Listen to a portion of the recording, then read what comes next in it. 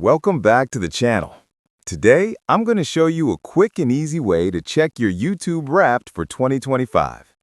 Whether you're on an iPhone or Android device, this method works exactly the same. So let's get right into it. To start, make sure your YouTube app is fully updated. Head over to your device's App Store, Google Play on Android, or the App Store on iPhone. Tap your profile icon in the top right and look for any available updates for YouTube. Once your app is updated, open the YouTube app. On the bottom right, tap the U icon. When YouTube Wrapped becomes available for your account, you'll find it in this section, along with options like your videos, downloads, movies and TV, and badges.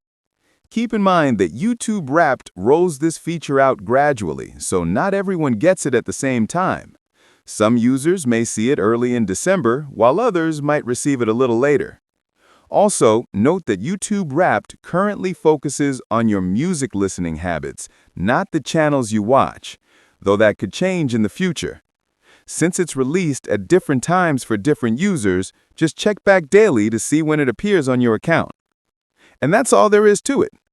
Let me know in the comments if your YouTube Wrapped has shown up yet.